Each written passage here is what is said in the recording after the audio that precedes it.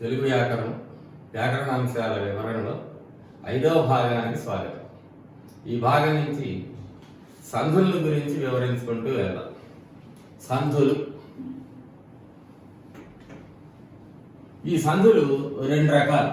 ఒకటి సంస్కృత సంధులు, 2 తెలుగు సంధులు. సంస్కృత సంధులు, తెలుగు సంధులు. మళ్ళా ఈ సంస్కృత సంధుల్లో అచ్చంధులు, అచ్చులకు సంబంధించినవి అన్నమాట. హల్ అంటే హల్లులకు సంబంధించినవి, విసర్గానికి సంబంధించినవి 3 రకాలు. అచ్చులకు సంబంధించినవి, హల్లులకు సంబంధించినవి, విసర్గానికి సంబంధించినవి. అట్లాగే తెలుగులోకి వచ్చేవరకల్లా మళ్ళీ ఇక్కడ కూడా 3 రకాలు. ఆదేశ సంధులు, ఆగమ సంధులు, లోప సంధులు. ఆదేశ, ఆగమ, లోప. వీటి గురించి మనం తర్వాత తెలుసుకున్నాం. ఒకసారి సంధులు. ఈ సంధులు అనేవి 2 రకాలు. ఒకటి సంస్కృత సంధులు, ఒకటి తెలుగు సంధులు. సంస్కృత సంధుల్లో అచ్చులకు సంబంధించినవి, హల్లులకు సంబంధించినవి, విసర్గకు సంబంధించినవి. అలాగే తెలుగు సంధుల్లో ఆదేశ సంధులు, ఆగమ సంధులు, లోప సంధులు. ఇప్పుడు ఇందులో అసలు సంధి అంటే ఏమిటి, ఇక్కడి నుంచి మనం మొదలు పెట్టుకోవాలి. సంధి అంటే ఏమిటి? మీకు తెలిసినటువంటి మీకున్న నాలెడ్జ్లో అన్నదమ్ములు కొట్టుకుంటారు, భార్యాభర్తలు కొట్టుకుంటారు. ఇలా కొట్టుకున్నప్పుడు ఎవరో పెద్ద మనిషి వచ్చి వీళ్ళిద్దరికీ సంధి చేస్తాడు. అంటే ఏమిటి? ఈ గొడవ పడినటువంటి వాళ్ళని కలుపుతాడు. సంధి అంటే ఏంటన్నమాట? కలపడం. మీకు మ్యాథమెటిక్స్ లో కూడా ఈ గుర్తు ఉంటుంది. ఈ గుర్తు అంటే ఏమిటి? ప్లస్. ప్లస్ అంటే ఏమిటి? కూడిక. కూడిక అంటే ఏమిటి? ఈ 2 విడివిడిగా ఉన్నాయి, కలిసి ఉండడము. ఒక 2 జంక్షన్ ఉంటాయి, ఇటు నుంచి వస్తాయి, ఇటు నుంచి వస్తాయి, ఇటు నుంచి వస్తాయి, ఇటు నుంచి వస్తాయి. ఇది కలయిక. ఇక్కడ కూడతాయి అంటే ఇటు ఇటు ఇటు ఇటు వచ్చిన వాళ్ళందరూ కూడతారు అన్నమాట. దీన్ని కూడలి అంటారు. అంటే ఇటు నుంచి ట్రైన్ రాని, బస్సు రాని, మనుషులు రాని, ఆ మధ్యలోకి వచ్చినప్పుడు వాళ్ళు కూడిక. కూడిక అంటే ఏంటన్నమాట? కలయిక. కలయిక అంటే ఇక్కడ మనకి మనుషుల్ని కలపడం అదంతా కూడా పాండవుల్ని కౌరవుల్ని కలపడానికి శ్రీకృష్ణుడు సంధి కోసం వెళ్ళాడు. సంధి అంటే ఏంటన్నమాట? వీళ్ళిద్దరిని కలుపుదామని వెళ్ళారు. ఇక్కడ మనం భాషలోకి వచ్చేసే వరకల్లా ఇక్కడ మీకు ఇంకోటి గుర్తుపెట్టుకోవాల్సింది ఏంటంటే, మ్యాథమెటిక్స్ ఎంత తేలిగ్గా ఉంటాయో, నేర్చుకుంటే ఎంత ఈజీగా ఉంటాయో, వ్యాకరణ సంధులు కూడా అంతే. ఇప్పుడు ఇక్కడ 2 పదాలు ఉన్నాయి. ఈ 2 పదాలని కలపాలి, అదే సంధి. కలిపితే ఏమైతుంది? వీళ్ళిద్దరు కలిసి ఉంటే వీళ్ళొకిద్దరు ఉంటే ఏమైతుందన్నమాట? 4 అవుతారు, అంతే కదా. కాబట్టి ఓ పెద్ద పదం, 2 చిన్న పదాలు కలిస్తే ఓ పెద్ద పదం. దిస్ ఈజ్ సంధి. ఈజీగా చెప్పుకోవాలండి. ఇప్పుడు మనం వ్యాకరణ భాషలో కనుక పోయి చెప్పుకున్నట్లయితే సంధి అంటే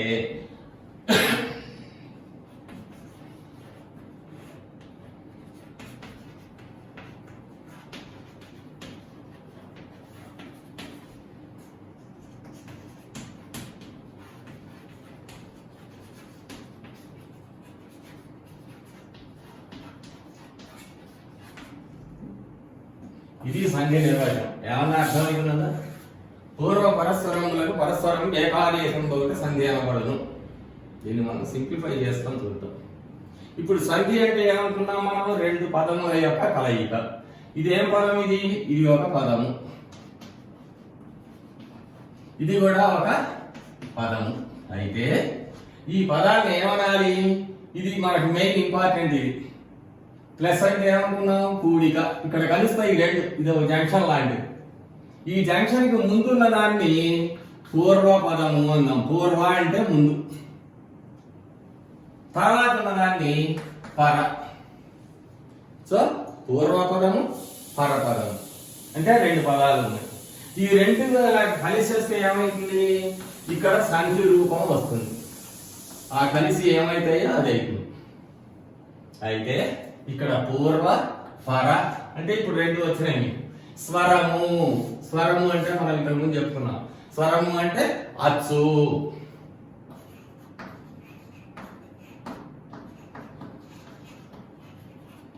స్వరము అంటే అచ్చు. మరి ఇక్కడ స్వరం ఎక్కడ ఉంది, మనకి కనిపెట్టాలి, ఇక్కడ ఉంటుంది. అట్లాగే దీంట్లో కూడా ఇక్కడ ఉంటుంది. ఇప్పుడు దీన్ని ఏమనాలంటే మనం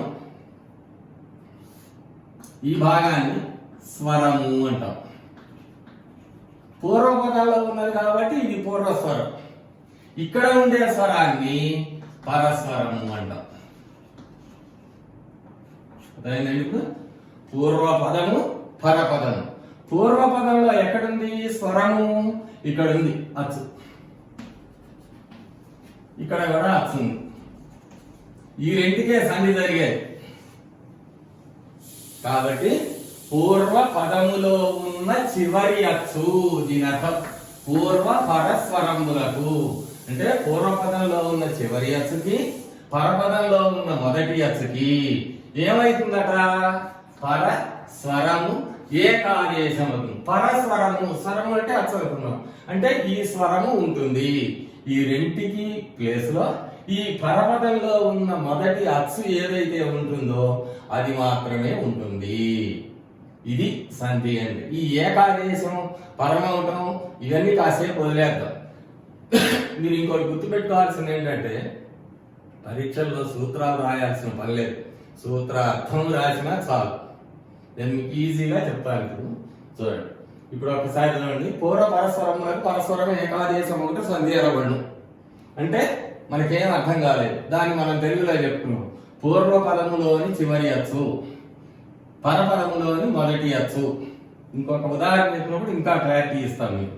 ఈ రెండు అచ్చులకు సంధి జరిగి పరస్వరము మాత్రమే మిగులుతుంది.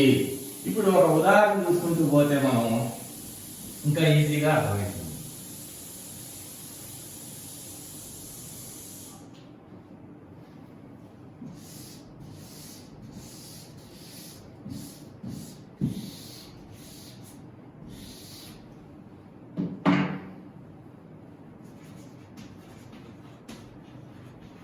రాముడు అతడు రెండు పదాలు.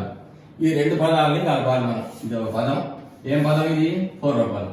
ఇది ఒక పదం, ఏమిటిది, పరపదం. ఈ రెండు కలిస్తే ఏమవుతుంది, రాముడు అతడు అవుతుంది. ఇది అందరు చెప్తారు, కానీ ఎలా అయింది, రాముడు అతడు ఎలా అయింది?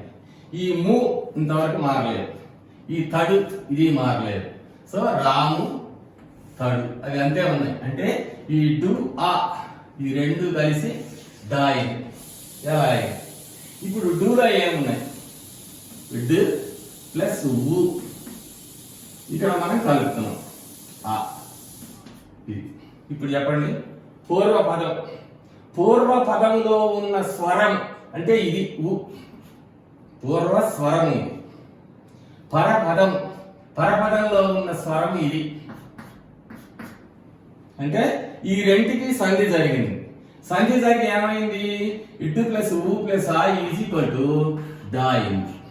అంతే కదా. అంటే వాటి సూత్రంలో ఏం చెప్తున్నాం మనం, పరస్వరము ఏకాదేశం అవుతుంది. ఈ ఇటు ప్లస్ ఊ పోయింది, ఇటు ప్లస్ ఆ ఈజ్ ఈక్వల్ టు డా అయింది. దిస్ ఈజ్ సంధి. ఇంకా తేలిక చెప్తాను అండి, పూర్వ పరస్వరములకు పరస్వరం ఏకాదేశం ఉంటే సంధి అనబడును.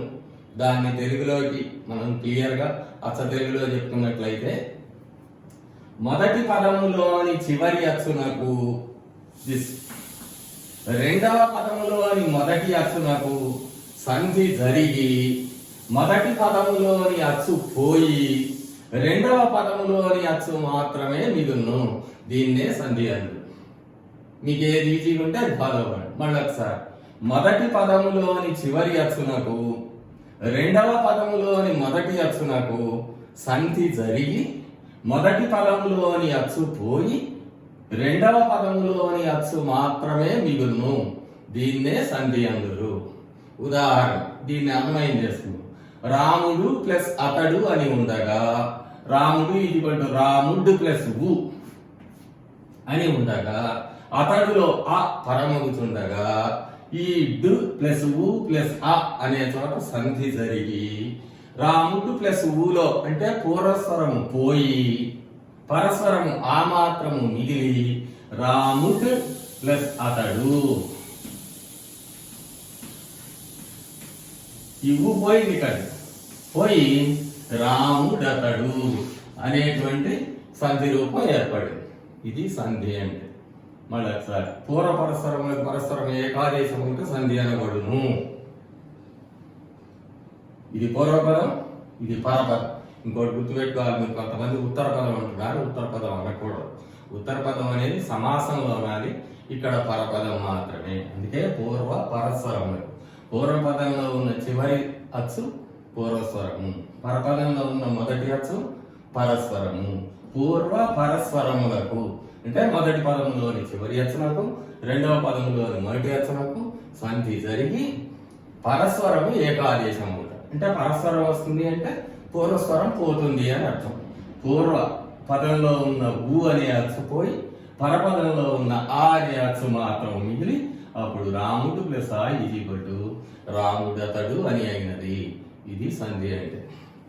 సంధి అంటే ఇట్లా క్లియర్గా మీరు అర్థం చేసుకుంటే నెక్స్ట్ సంధి ఈజీగా అర్థం. ఇప్పుడు సంధిని గురించి తెలుసుకున్నాం. ఇక సంస్కృత సంధులు, ఆ తర్వాత తెలుగు సంధుల గురించి తెలుసుకున్నాం. సంస్కృత సంధులు, ఇందులో మొట్టమొదటి సవర్ణలేఖ సంధి. మీరు ఈ సంధిలో గుర్తుపెట్టుకోవాల్సింది ఏంటంటే ఆ సంధిలో ఏమొస్తాయో దాని పేరులోనే ఉంటుంది. ఈజీగా మనం గుర్తుపట్టడానికి ఏంటనమాట, ఆ సంధి పేరులోనే ఆ సంధిలో ఏమొస్తాయో అది ఉంటుంది. ఇందాక మనం ఏమనుకున్నాం, పూర్వ పరస్వరములకు పరస్వరము ఏకాదేశం అవుతారు. ఆ పరస్వరం అనేది ఏదైతే ఉంటుందో అది వస్తాయి. అవి ఆ సంధి పేరులోనే ఉంటాయి. ఇక్కడ స వర్ణ దీర్ఘములు అని ఉంది. అంటే ఎన్ని పదాలు ఉన్నాయి? 3 ఉన్నాయి. స వర్ణ దీర్ఘ సంధి అనేది పేరు అనుకోండి. సహ అంటే అవే అని అర్థం. సహ అంటే అవే. వర్ణములు అంటే అక్షరములు, దీర్ఘములు అంటే దీర్ఘాలు. ఇప్పుడు మీరు చాలా మంది పండితులు పాపం వాళ్ళు ఆయి ఊరు పరపైన ఆయి ఊరు ఏకాదేశం, ఇదంతా ఈ సోదంతా అక్కర్లేదు. ఈజీగా చెప్తాను నేను. చూడండి, మీరు ఈ 3 బాక్సులు గుర్తుపెట్టుకోండి. ఈ 3 బాక్సులు అసలు మర్చిపోవద్దు. ఇది వస్తే మనకి సంధి సూత్రం వచ్చినట్టే. ఇక్కడ మీరు గుర్తుపెట్టుకోవాల్సిన ఏంటంటే లకు, లు పరమైన,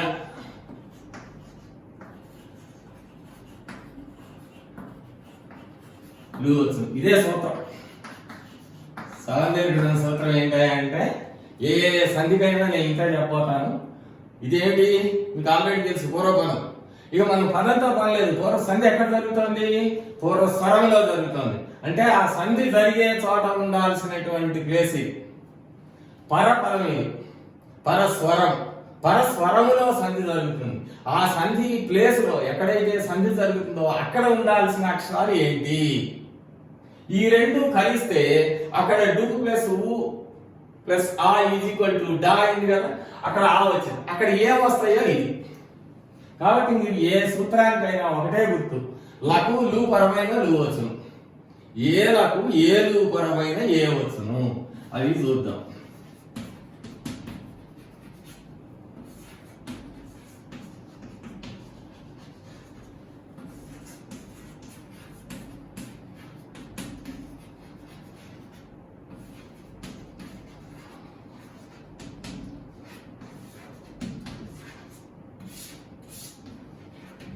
సంస్కృతంలో అకారము అంటాం. అకారము అంటే ఆలు రెండు, ఒక పొట్టియా ఒక పొడుగా మాత్రమే కాదు. ఆ ఇకారం అంటే ఈ, ఉకారం అంటే ఊ, రుకారం అంటే ఊ.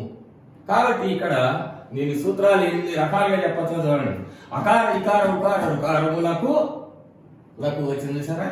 అకార ఇకార ఉకార రుకారములు పరమైన.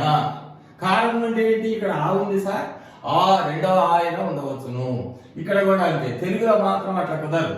సంస్కృతంలో మాత్రం ఆ ఉండవచ్చు, ఆ ఉండవచ్చు, ఈ ఉండవచ్చు, ఈ ఉండవచ్చు. ఎందుకనంటే స్త్రీలింగ శబ్దాలు కొన్ని ఉంటాయి, అవి దీర్ఘాంతాలుగా ఉంటాయి. మనం పదాలు కట్టేసినప్పుడు గంగోదకం అని ఉందనుకోండి, అందరు గంగా ప్లస్ ఉదకం అంటారు. తప్పది, గంగా దీర్ఘం ఉండాలి, స్త్రీలింగం కాబట్టి గంగా ప్లస్ ఉదకం అట్లాంటివి కొన్ని ఉంటాయి. కాబట్టి సరే మనకు అది ఇంపార్టెంట్ కాదు. కానీ అకారం అంటే ఆలు, అట్లాగే ఈకారం అంటే ఈలు, ఉకారం అంటే ఊలు, రుకారం అంటే అకార ఈకారం ఉకార రుకారములకు, అకార ఈకార ఉకార రుకారములు పరమైన ఆ ఈ ఊ రూలు వచ్చును. ఏమండి ఇప్పుడు సూత్రం తేలిక లేదా? ఇది పరమావటాలు ఏకాదేశాలు ఏం లేవు. అంటే ఏంటి? మొదటి పదం చివర ఆ ఉండాలి, ఈ రెండవ పదం మొదట్లో ఆ ఉండాలి. ఈ రెండు కలిస్తే ఏమొస్తుందండి? ఆకి ఆ పరం అయితే ఆ వస్తుంది. అట్లాగే ఈకి ఈ పరం అయితే ఈ వస్తుంది, ఊకి ఊ పరం అయితే ఊ వస్తుంది, రూకు రూ పరం అయితే రూ వస్తుంది. ఈజీగా ఉందా సూత్రం? అకార ఇకార ఉకార రుకారములకు లేదు, కారాలు కూడా వద్దు, మన కారాలు మిరియాలనుకుంటే ఆ ఈ ఊరులకు, ఇంకా ఏదైనా రైటే. అకార ఇకార ఉకార రుకారముల కన్నా ఆ ఈ ఊరుల కన్నా మీరు ఎక్కడ రాసిన ఈ అక్షరాలు మార్చడం ఉండాలి. ఈ లఘు ముందర ఇది ఉండాలి, లు పరమయ్యే చోట ఇది ఉండాలి, వచ్చుము అనే చోట అది ఉండాలి. సో ఆ ఈ ఊరులకు ఆ ఈ ఊరు పరమైన ఆ ఈ ఊరులు దీర్ఘములు వచ్చింది. ఇప్పుడు మీరు చూడండి, సహా వర్ణములు. సహా అంటే ఇక్కడ ఏమున్నాయో అక్కడ అవే ఉన్నాయి. వర్ణం అంటే అక్షరాలు కదా. సహా వర్ణములు పరమైతే ఏమొస్తాయండి? దీర్ఘాలు. ఆకా ఈకి ఉగు రూగురు. ఇది సౌందర్యం సూత్రంలోనే ఉంది కదా. సహా వర్ణములు, ఏ వర్ణములకి ఆ వర్ణం పరమైతే వాటి యొక్క దీర్ఘములు వస్తుంది. ఇంకా కావాలంటే ఆయు ఊరులకు అదే అర్థులు పరమైన వాటి దీర్ఘములు వస్తుంది. స్టైల్ అనమాట. ఎంత స్టైల్గా రాయాలనుకుంటే అని రాయొచ్చు. ఆయు ఊరులకు ఆయు ఊరులు పరమైన ఆయు ఊరులు వచ్చును ఒకటి, ఆయు ఊరులకు అదే అచ్చులు పరమైన వాటి దీర్ఘములు వచ్చును. ఇట్లాగా మీరు అకార ఇకార ఉకార రుకారములకు మరలా అవే అచ్చులు పరమైన లేదా అకార ఇకార ఉకార రుకారముల పరమైన వాటి దీర్ఘములు వచ్చును. ఇలాగా సూత్రాలు ఎక్కడైనా రాయొచ్చు, కానీ ఆ ప్లేసెస్ లో ఉండాల్సిన అక్షరాలు మాత్రం అలాగే ఉంచుకోవాలి. ఇప్పుడు ఉదాహరణ చూద్దాం. సూత్రాలు మాత్రం ఏ దానికైనా ఇంతే ఈజీగా గుర్తుపెట్టుకోండి. ఆ ఈ ఊరు లకు లు పరమైన లు వచ్చును. రామ ప్లస్ ఆలయం. మాల ఏముంది? ఇది సంధి జరిగే ప్లేస్.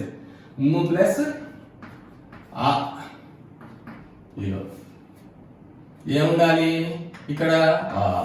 ఇందా చెప్పాను కదా, అకారం అంటే దీర్ఘం ఉండొచ్చు, ఏదైనా ఉండొచ్చు. ఈ రెండు కలిసినప్పుడు ఏమైతుంది? ఈ ఆ పోయింది. ము ప్లస్ ఆ ఈక్వల్ టు ఏమైతుంది? మా రామాలయము. రామ్ ఆ ఆలయము, రామాలయము. అకారానికి ఇకారం పరమైంది. Okay sir. నెక్స్ట్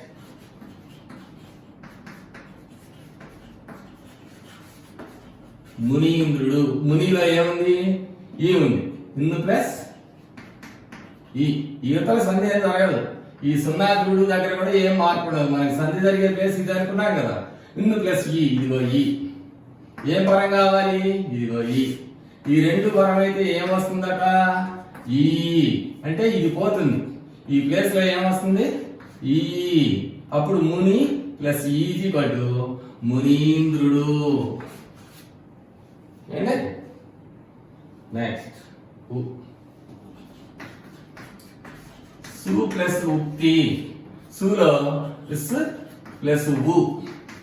ఇదిగో ఉ, ఇక్కడ ఉ, ఇదిగో ఉ, ఇదిగో ఉ. అంటే ప్లస్ ముందు ప్లస్ తర్వాత ఈ రెండు కలిస్తే వీటికి ఏమొస్తుంది? దీర్ఘం వస్తుంది. అప్పుడు ఊ. ఇస్ ప్లస్ ఊ is equal to Sukti. Next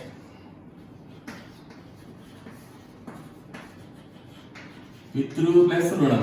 ఇంకొకటి మీరు గుర్తుపెట్టుకోవాల్సింది ఏంటంటే దిస్ ఈజ్ ఈక్వల్ టు విత్ ప్లస్ రు అని అర్థం. అచ్చు. ఈ త్రు అనేది అచ్చు, ఈ త్రు అనేది హల్లు. దిస్ ఈజ్ ఈక్వల్ టు విత్ ప్లస్ రు ప్లస్ ఊ. అర్థమైందండి? ఇప్పుడు ఈ త్రూలో ఏముంటాయి? మూడు అచ్చు ఉంది, రెండు హల్లులు, ఒక అచ్చు ఉంది. ఇక్కడికి వచ్చేవాటిల్లా హల్లు, దాని మీద అచ్చు ఉంది. దీన్నేమో అచ్చే అంటాం, దీన్నేమో త్రు హల్లు. సో ఇక్కడ పితృ అన్నప్పుడు మనం ముందుకు చెప్తాం అనమాట. ఈ త్రు అంటే ఏంటన్నమాట? విత్ ప్లస్ రు. దానికి ఏ పరం అవుతున్నది? రు. ఇదిగో రు, ఇదిగో రు అయినప్పుడు ఏమొస్తుంది? దీర్ఘం వస్తుంది. ఈ రెండు పోయి వాటి ప్లేస్ లో ఏమొస్తుంది అనమాట? అది వస్తుంది. అది వచ్చినప్పుడు ఏం రాయాలి? ఇలా రాయాలి మళ్ళా, పితృణము. అంతేగాని త్రూ రాయకూడదు. అది మీరు కంపల్సరీ ఇంపార్టెంట్. మీరు క్రావడ్ పెట్టారు అంటే సంధి మారిపోయినట్టు. మ్యాథమెటిక్స్ లో మీరు లెక్కలు చేసేటప్పుడు ప్లస్ మైనస్ ఎక్కడైనా చిన్న తప్పు చేస్తే చివరికి ఫైనల్ గా ఆన్సర్ ఎట్లా అయితే తప్పుతుందో ఇక్కడ కూడా అంతే. ఒక అక్షరం మీరు తేడా రాసిన, ఒక కొమ్ము తేడా రాసిన దాని రిజల్ట్ మారిపోతుంది. మళ్ళీ ఒకసారి సంస్కృత సంధిలో సవర్ణ సంధి. స వర్ణ దీర్ఘములు, అవే వర్ణములకు అవే వర్ణములు, వర్ణములకు అవే వర్ణములు. వర్ణము అంటే అక్షరం. ఇక్కడ మనం అచ్చులు అనుకుందాం. అచ్చులు ఏ అచ్చులు పరమైతే ఆటి యొక్క దీర్ఘములు. ఇంకా సింపుల్ గా ఆయి ఊరులకు ఆయి ఊరులు పరమైతే వాటి దీర్ఘములు వచ్చును, ఆయి ఊరులు వచ్చును. ఇంకో రకంగా అకార ఇకార ఉకార రుకారములకు అదే అచ్చులు పరమైన వాటి దీర్ఘములు వచ్చును. ఉదాహరణ రామ ఆలయము, రామాలయము. మాలో ఆ ఉంది, అవతల ఆ ఉంది. ఆ రెండు ప్లేస్ లో ఆ వచ్చింది. ముని ప్లస్ ఇంద్రుడు, మునీంద్రుడు. ఈ ఉంది, ఈ ఉంది. ఈ రెండు ప్లేస్ లో ఈ దీర్ఘం వచ్చింది, మునీంద్రుడు. సు ఉక్తి, సులో ఊ ఉంది, ఉక్తిలో ఊ ఉంది. ఈ రెండు ప్లేస్ లో దీర్ఘం వచ్చి సూక్తి అని. అలాగే పితృ ప్లస్ రుణము. పితృలో రూ ఉంది, దానికి రూ పరమైంది, దీర్ఘం వచ్చి పితృణము అని. ఇది సవర్ణ దీర్ఘ సంధి. నెక్స్ట్ గుణసంధి. సవర్ణ దీర్ఘ సంధి అయిపోయింది కదా, గుణసంధి. ఇందాక చెప్పాను కదా, లకు లు పరమైన లు వచ్చును. ఇప్పుడు సూత్రం చెప్పండి. ఆలకు మొదటి పదం చివరి ఉండాల్సినవి, రెండవ పదం మొదలు ఉండాల్సినవి ఈ ఊరులు పరమైన ఏ వార్లు వచ్చును. అయితే ఇక్కడ మనకు వచ్చిన చిన్న సమస్య ఏంటంటే దీన్ని మర్చిపోయినారు అందరు, మనం కూడా మర్చిపోవాలి. అందరు సూత్రాలు వాడు ఏం చెప్తున్నారు, వాళ్ళకి ఈ ఊరు పరమైతే ఏ ఓవర్లు వచ్చును అంతే చెప్తున్నారు. కానీ ఇది కూడా ఉంది. అది దాని మీకు ఎట్లా కావాలంటే రాసుకోండి.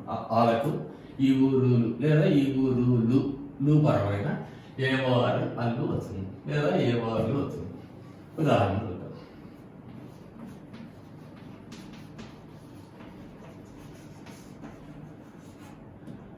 గజేంద్రుడు. మొదటి పదం చివర ఏముంది ఇక్కడ, జ ప్లస్ ఆ. దానికి ఏం పరమైతున్నది, ఈ. ఆకు ఈ పరమైంది. ఈ పరమైతే ఏం వస్తుంది, వరుస క్రమం. ఈ అక్షరాలు అటు ఇటు ఇంకా చెప్పాను కదా, ఏ ఒక్క ఇంకా అటు ఇటు తారమాట మ్యాథమెటిక్స్ లో రిజల్ట్ ఎట్లా మారిపోతుందో ఈ రు ఊ లు అట రాయకూడదు, ఏ అర్రు తర్వాత ఓ అట రాయకూడదు. ఈ సీక్వెన్స్ అన్నమాట, వరుసలో వెళ్ళిపోవాలి. ఆకు ఈ పరమైతే ఏ వస్తుంది. సో గజ ప్లస్ ఇంద్రుడు. ఇప్పుడు ఆ ఈ ప్లేస్ లో ఏమొచ్చింది మనకి, ఏ వస్తుంది. అప్పుడు ఏమవుతున్నది, గజేంద్రుడు. ఈ ముందు గాను ఆద్రుడు అక్కడ ఏం మారదు, సంజరిగే ప్లేస్ ఇదే. తర్వాత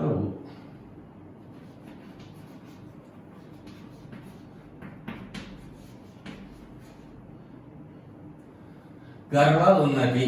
గర్వాల ఆ ఈ మూడు కలిస్తే గర్వ అవుతున్నది. అంటే ఏముంది మొదటి పదం చివర ఆ ఉంది. ఏం పరం అవుతున్నది, ఊ పరం అవుతున్నది. ఆకు ఊ పరం అయితే ఏం రావాలి, ఆకు ఊ పరం అయితే ఓ రావాలి.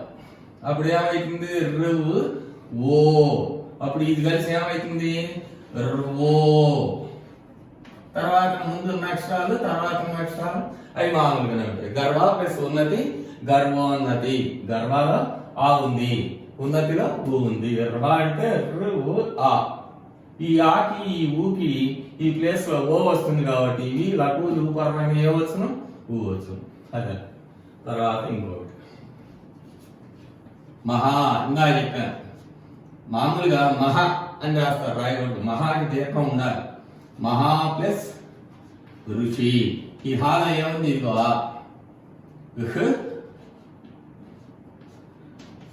ప్లస్ ఆ ప్లస్ రు. ఇదిగో రూ పరం అవుతుంది. ఆకు రూ పరం అయితే ఏం రావాలి, అర్రు. సరే, అర్రు రావాలి. అంటే అర్రు. ప్లస్ అర్రు ఈక్వల్ ఏమవుతుంది, హర్ర అవుతుంది. ఈ తర్వాత ఇక్కడ షీ ఉంది కదా, ఈ షీ కలిస్తే ఈ రెండు కలిసి షీ అవుతుంది. ఈ ముందున్నమా మామూలుగా ఉంటుంది. ఇది రాయాల్సింది. అయితే కొంతమంది మేధావులు ఈ అర్రుని ఆర్ అని కూడా చెప్తున్నారు. R wrong. ఎందుకంటే ఇక్కడ మనకి ఏమొచ్చింది, అర్ర వస్తేనే మహర్షి అవుతుంది. ఆర్ వచ్చింది అనుకోండి ఏమైతే అప్పుడు మహర్షి అవుతుంది. మహర్షి అంటాం మనం అను. కాబట్టి అర్ అనేది అనాలి. వీళ్ళకి చదవటంలో ఒక ఫ్లోలో ఏవో ఆర్లు దీర్ఘం వెళ్ళిపోతున్నది. ఆర్ కాదండి, అర్. మళ్ళీ ఒకసారి మహా ప్లస్ ఋషి. మహాలో హా ఉంది, హాలో ఏముంది ఇష్ ప్లస్ ఆ. ఋషి రూపరమైంది. ఆకు రూపరమైతే అర్ర వస్తుంది. ఈ ఆరు ఈ రెండు ప్లేస్ లో అర్ర వస్తే ఇక్కడ ఏముంది ఇష్ ఉంది. ఈ ఇష్ plus అర్ర is equal to horror అయింది. తర్వాత షీ ఉంది కదా, మళ్ళీ ఇక్కడ ఒక పొల్లు హల్ ఉంది కాబట్టి ఈ రెండు కలిపి హర్షి అయింది. సో మహా ప్లస్ ఋషి మహర్షి. ఇది గుణసంధి. అట్లాగే లు కూడా ఊరికే ఉదాహరణ చెప్తాను, ఇది అక్కర్లేదు. తబా ప్లస్ లుకారహ. ఇదిగో ఆ ఉంది, ఇదిగో లు ఉంది. ఆకు లు పరమైతే ఏం రావాలి, అల్లు రావాలి. ఈ ప్లేస్ లో ఏమొస్తుంది, అల్లు వస్తుంది. అప్పుడు వల్ల అవుతుంది. వల్ల ఈ కా కలిస్తే ఏమవుతుంది, ఈ మూడు కలిసి వల్కా. ఈ ముందున్న అక్షరం తా, ఈ చివరున్న అక్షరం రా. తవ లుకారహ తవల్కారహ. ఇది సంస్కృత పదం, తెలుగులో లేదు కాబట్టి ఈ లూని మన వాళ్ళు వదిలేస్తున్నారు. దానివల్ల మీకు ప్రాబ్లం ఏం లేదు. ఊరికే చెప్పాలనుకున్నాను, చెప్పాను. సో గుణసంధి.